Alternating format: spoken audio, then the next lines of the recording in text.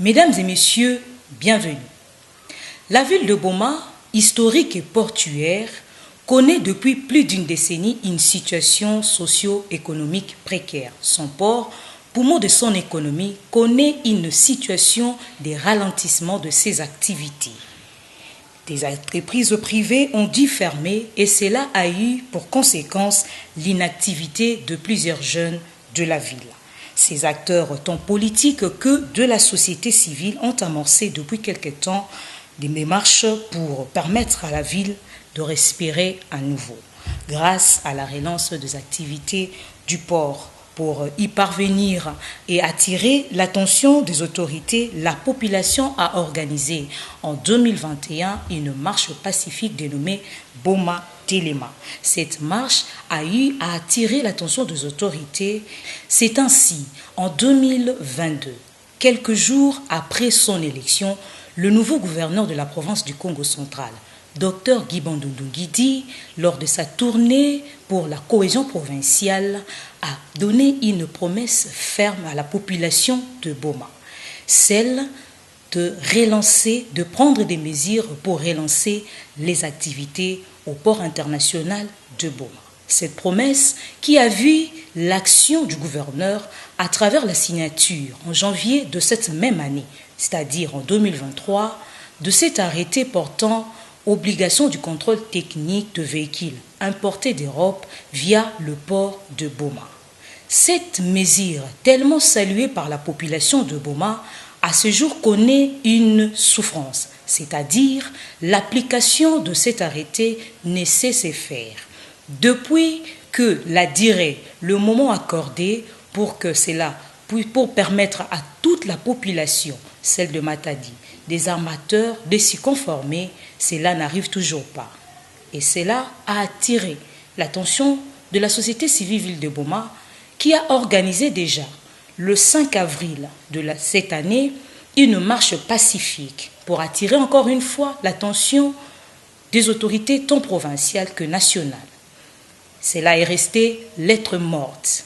C'est pour cette raison, les 15 et le 16 mai ont été décrétés par la société civile comme des journées ville morte. Et l'appel a été suivi par la population ce 15 mai 2023, où les activités dans tous les niveaux ont été paralysées. Écoles fermées, magasins fermés, le marché fermé. La population dit non. La population veut voir plus. Nous vous laissons découvrir. Comme prévu par la société civile de Boma, la première journée ville morte du 15 mai 2023 est relative au problème du port de Boma, vécu au regard de l'image affichée cette journée par la ville dont les activités sont restées paralysées depuis le matin jusqu'au soir, avec des magasins et boutiques fermés, les écoles fermées, circulation de véhicules inexistants, de rares motos en mouvement, etc. Bref, Boma est restée morte cette journée mémorable du 15 mai. Même le fameux marché d'Umbi n'a pas fonctionné comme d'habitude. Vendeurs et vendeuses ont été en nombre réduit. En ville comme à la cité, l'on a remarqué les regroupements de la population en bandes au niveau de Carrefour. Dans cette ambiance quasi malsaine, la police nationale n'a pas croisé les bras en procédant par la levée de force de certaines barrières placées sur les artères. Bon, ça fait plus d'années que nous avons suscité. Le gouverneur a eu parole. Le ministre a eu le pouvoir. Nous avons dit il y a une ville historique. C'est une ville historique. Nous avons une galère. Mais ce qu'on a mis pour les athlètes,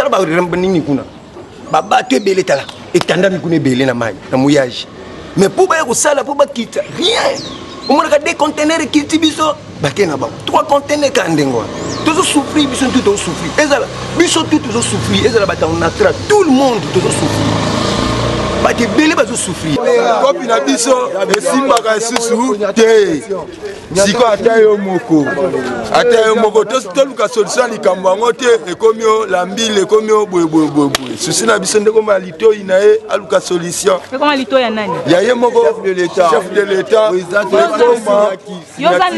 biso toya bakadre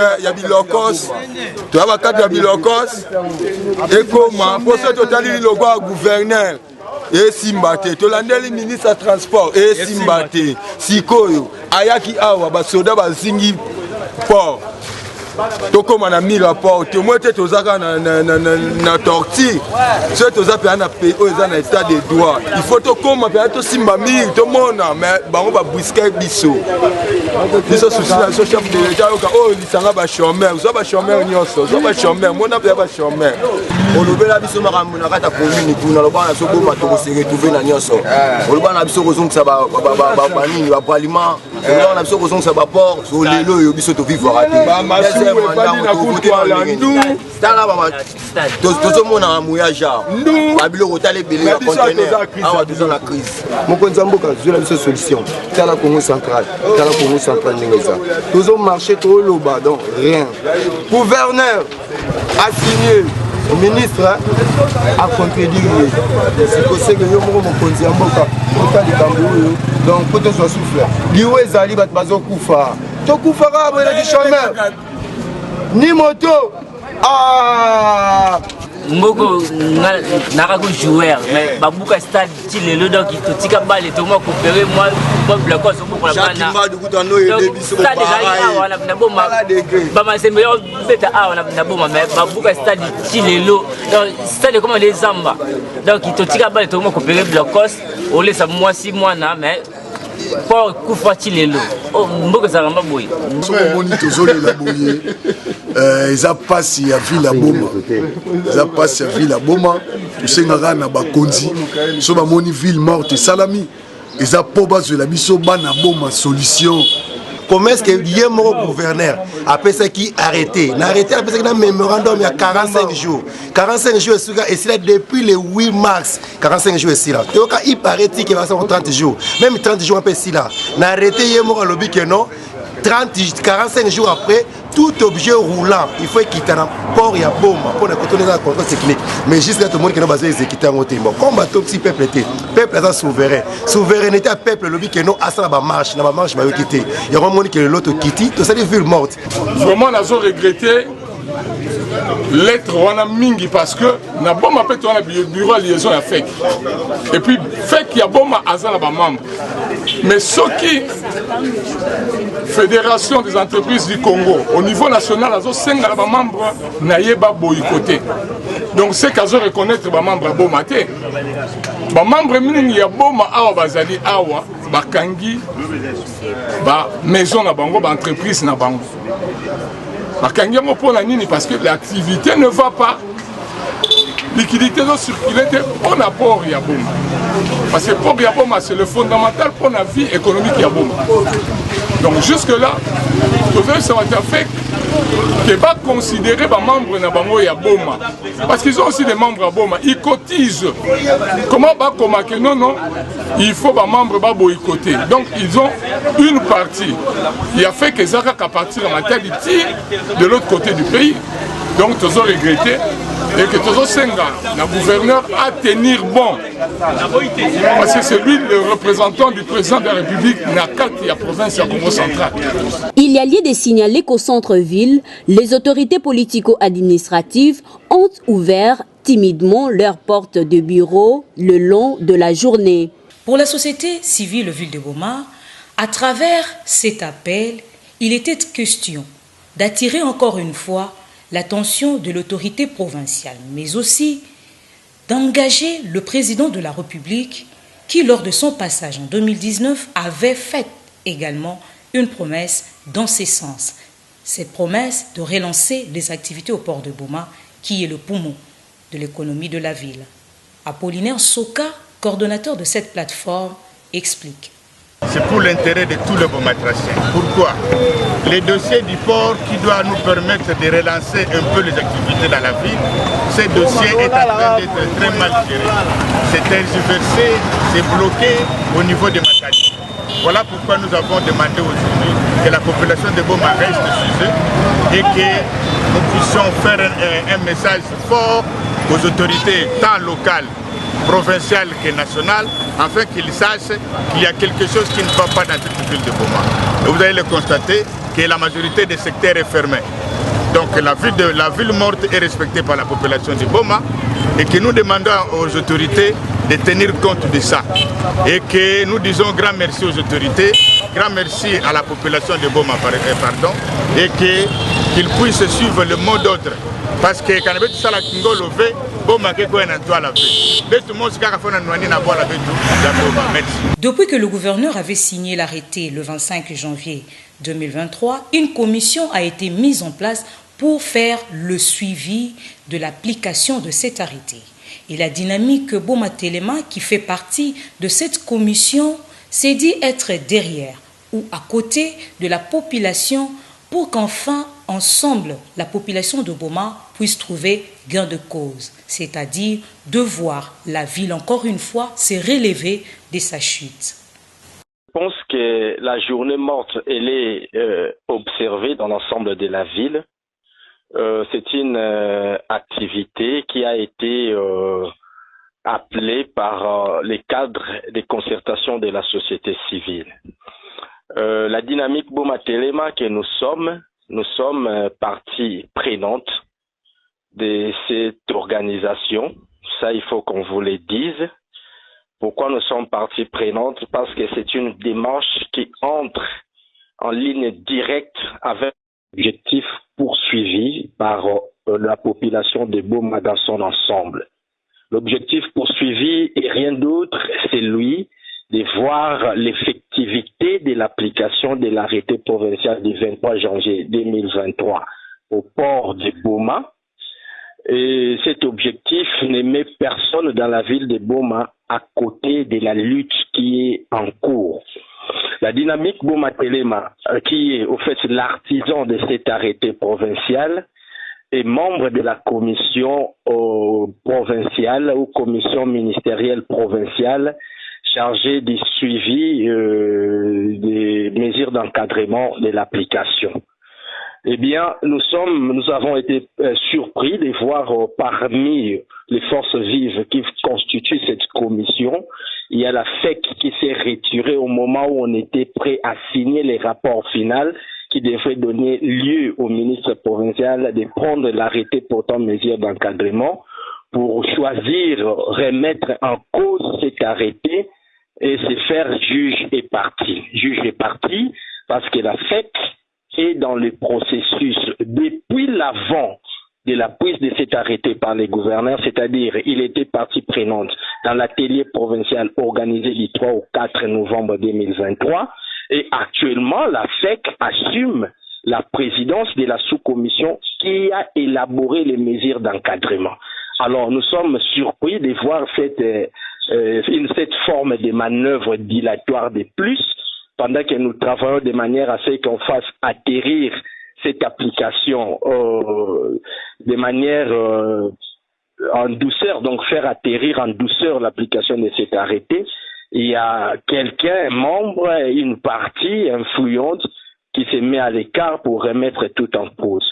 Voilà pourquoi nous disons, la dynamique Boma Téléma lance cet appel à Bana Boma de nous inscrire nous tous dans le mot d'ordre donné par la société civile, de manière à ce que toutes ces tergiversations dont nous ne comprenons plus les fondements, nous ne comprenons plus les tenants et les aboutissants, puissent être élagués et que la ville de Boma se voit dans son droit de voir l'application effective de l'arrêté portant obligation du contrôle technique des véhicules et matériels roulants d'occasion importés via le Congo central tel que c'est bien défini dans l'arrêté dont question. Voilà un peu, madame, de quoi il s'agit. Nous répétons que nous en appelons à toute la population de Boma de se ranger derrière les mots d'ordre de la société civile et que nous puissions tous ensemble nous souder de manière à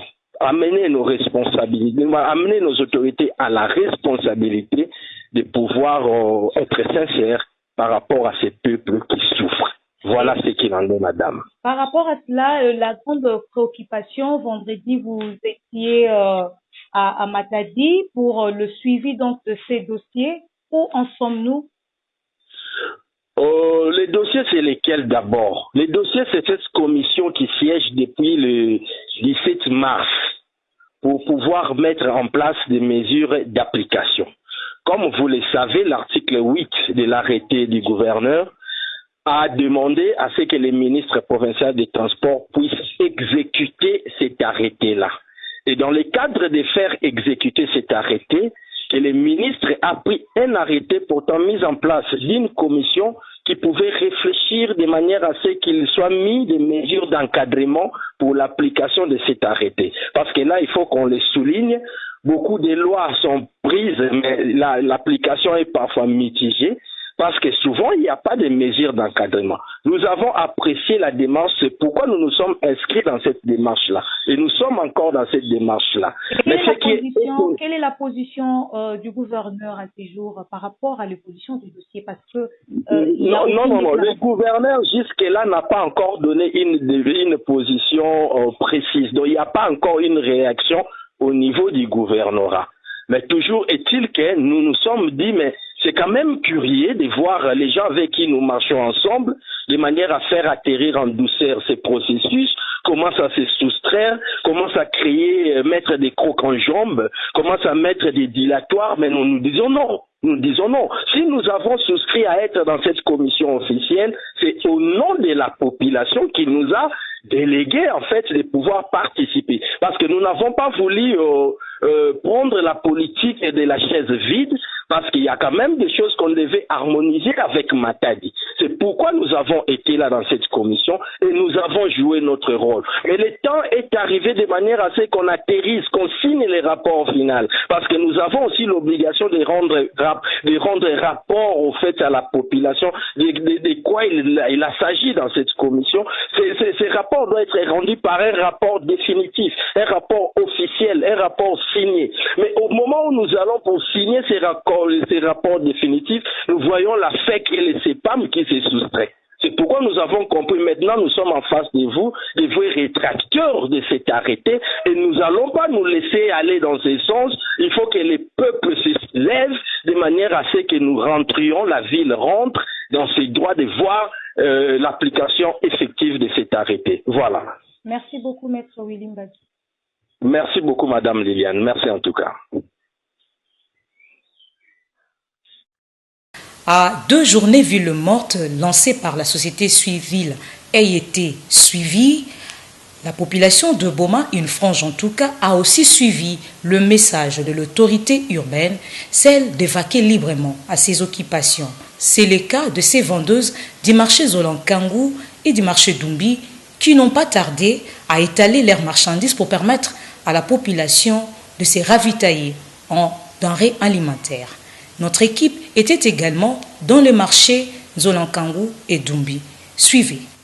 Si ailleurs, le mot du maire de Boma, Senghor Mboutouibi, annulant l'appel à la ville morte par la société civile, n'a pas été bien suivi, vendeurs et vendeuses du marché Nzolankangu avaient bien observé la recommandation de l'autorité urbaine en ouvrant leurs étalages et autres échoppes depuis le matin de ce lundi 15 mai 2023, comme l'affirment ces vendeuses.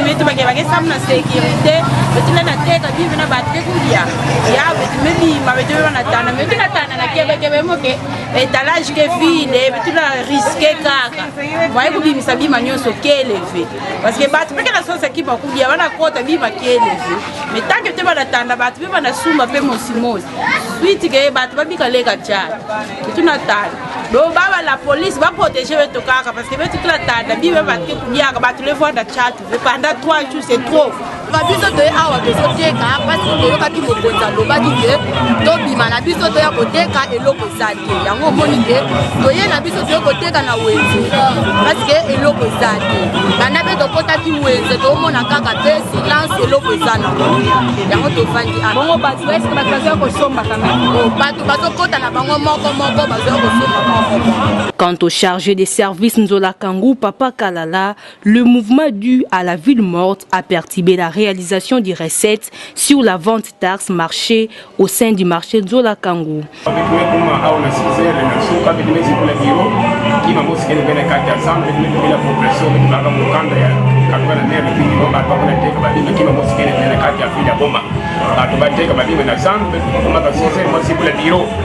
Alors maintenant que tambola na ba agent ya kani kupesa kikesamu na kupesa lukumu ya place samu na bango no biro kani kusala sana kani kusala ba pesa tikia leta yange na mona mama taxere kena muno awa benero tambola na ensemble na beno mose responsable samu na ba futa tikia ba esho ba mesigula ba deno kuteka ba bima ba deno kuisa ndamu yangu na matumizi kena mona benero kusala ensemble na kuta beno na zandu ambiance ba deno kuteka ba bima. Comme qui dirait, le malheur des uns font le bonheur des autres. Cette question sur la relance des activités au port de Boma, elle est préoccupante non seulement pour la population de Boma, mais aussi pour les acteurs, tant politiques que ceux de la société civile. Si d'un côté, la population n'a pas de gain de cause dans sa démarche, il sera donc question pour les autorités de trouver une solution durable, celle de permettre à ce que la population puisse vivre.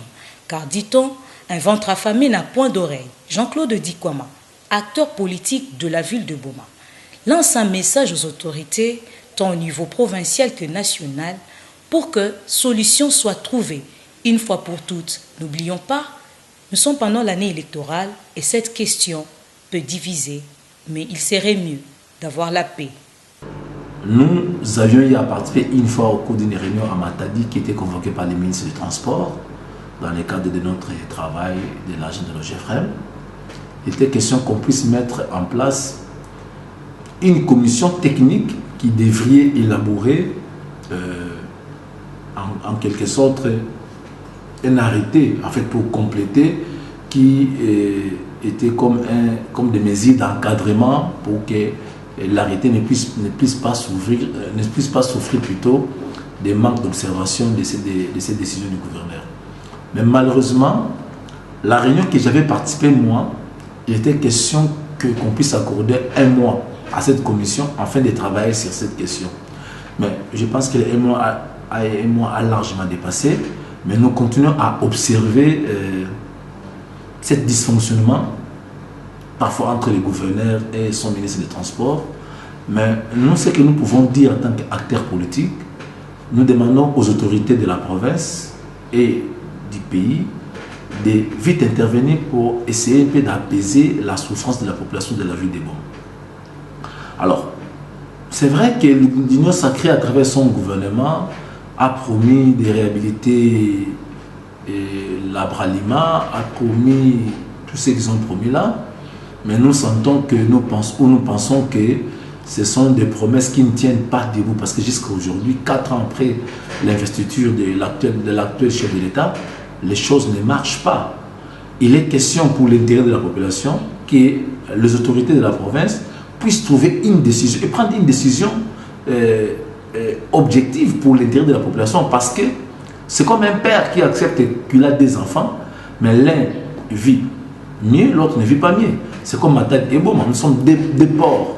C'est-à-dire, il est maintenant question que les autorités de la province puissent soit imposer aux importateurs, donc disons aux entreprises de transporteurs qui transportent les marchandises pour le port de Boma et de Matadi, qu'on puisse bien cerner les choses, dire qu'il faut que tous les véhicules qui viennent de l'Europe descendent au port de Boma. Moi, je pense que l'affaire est derrière les gens qui sont en train de les manœuvrer. L'affaire devait comprendre que la population de la ville de Boma a besoin de la vie. Or, actuellement, c'est celle des ports qui fait vivre la ville.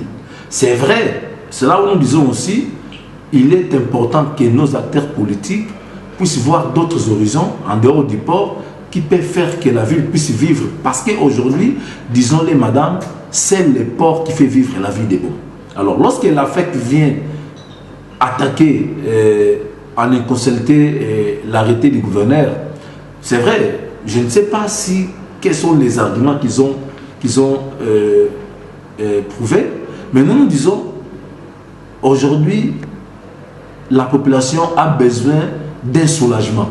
Et pour le moment, le soulagement, c'est d'abord le port des Boma. Donc, cette histoire de guerre inutile qui n'avance pas la population, dont la population ne trouve aucun intérêt, là, je pense que l'AFEC doit avoir des intérêts appropriés. Ils ont les raisons, mais pour la population, le gouvernement doit s'imposer pour que cet arrêté soit effectif. Ces marches organisées et l'appel à la ville morte n'avaient pour objectif final que d'attirer l'attention des autorités. La population de Boma, à travers la société civile, ne voudrait que voir clair, c'est-à-dire voir son port revivre.